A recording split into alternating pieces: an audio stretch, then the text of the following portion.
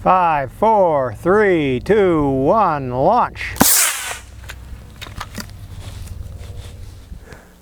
How would you like to get more performance out of your model rockets? We can do just that using a piston launcher. It doesn't change the rocket at all. This changes how the rocket is launched. The Sunward has this piston launcher kit, and it includes 3 piston launchers, and I'll explain how they work. Basically, there's 3 parts to a piston launcher. You have the head, a body tube, and the core, and that's what this is right here. And basically what's going to happen is this slides onto the core like this, and if it's tight, you can go ahead and take some sandpaper wrapped around a dowel and just sand out the inside a little bit so that it's fairly loose. Kind of giving you tips here as I'm explaining how they work. It's still a little bit tight, but that's okay for right now. So that will slide down there like this. This gets mounted in a base like this. If you're launching on a concrete or an asphalt, you can use a base like this. If you're on grass, I'll show you how to do that in a little bit. And then the head will slide on like this, and it has to slide all the way down because what it does is it actually sits on top of the tube like this, and this will come off when you launch the rocket, and I'll explain why. Okay, so basically the rocket, the piston launcher is going to be like this, and it's going to be firmly attached to the ground, and then your rocket goes on top, and what you're going to have to do is friction fit this rocket engine into the kit. So I'll go ahead and do that right now.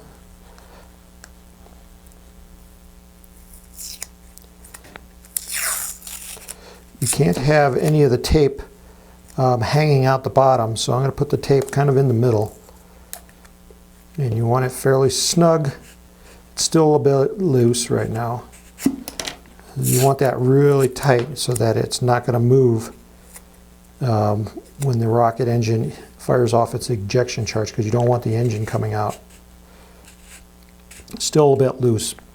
So one more piece of tape, and that'll be it.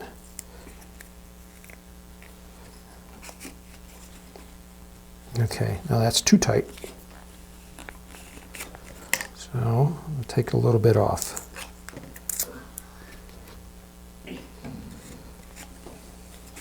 Okay. All right. Now that will sit on top of here like that.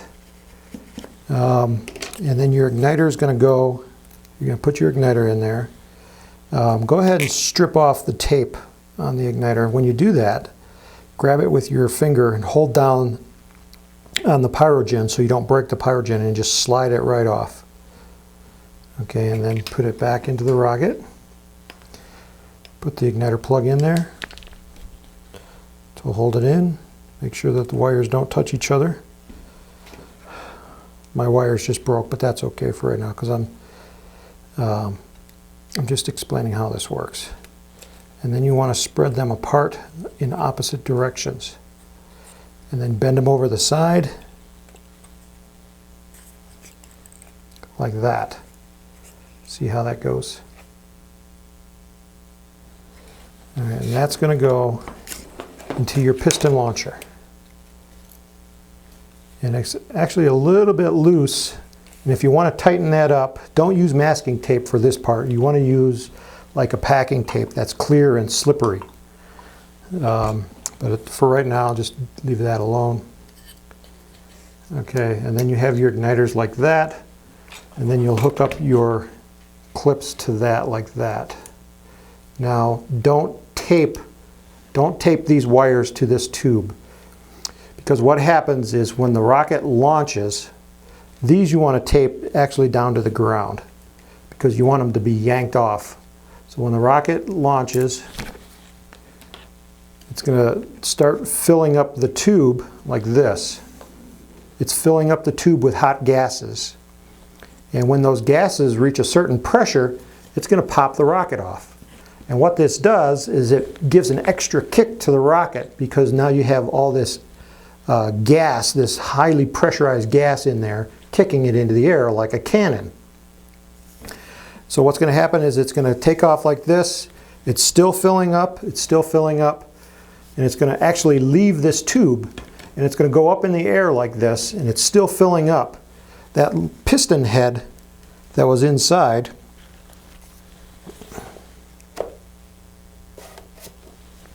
it's sliding down the tube like this, and it's going to hit the bottom. And so now the volume inside the piston can't change anymore. It's going to fill up, and then when it hits a certain pressure, this is going to finally pop off. And by this time, the rocket's probably going to be in the air a good 10 to 20 feet, carrying this tube with it. You understand? So, and then the igniter is going to pop off, of course, and then the rocket's going to go up high in the air. And you're going to gain probably about 5 to 10% altitude increase just from using this piston launcher. So next we'll go outside, and I'll explain how to use it outside, how to set it up on grass, and we'll go ahead and see one launched. If you're launching on grass like I am today, you can take a wood dowel, sharpen the point so you can poke it into the ground, and then glue the other end into the inside tube on your piston launcher. This way you don't need the base, because on grass the base is going to be kind of flimsy anyway. But if you're on an asphalt surface, then the base you'd use. One of the other things that I've done is I've taken another long wood dowel and taped my launch rod to it. And the reason I want to do this is to make sure that we have guidance, especially on heavy rockets. You want to do this. Then put the rocket on the launch pad, and then stick it into the ground. Just make sure that the tube will slide freely along the launch rod, so that the piston tube is not at an angle. So make sure it's straight up and down. And then we can go ahead and hook up our clips, and you'll notice that I have the clips taped to the wood dowel that's in the ground, not to the tube. So what's going to happen is this is going to pop off, the tube's going to go up in the air, and the rocket's going to go really high. So let's go ahead and launch this rocket. 5, 4, 3, 2, 1, launch!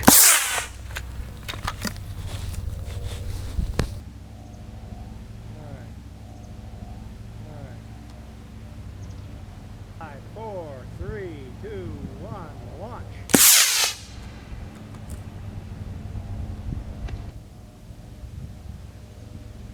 All right. 5, 4, 3, 2, 1, launch!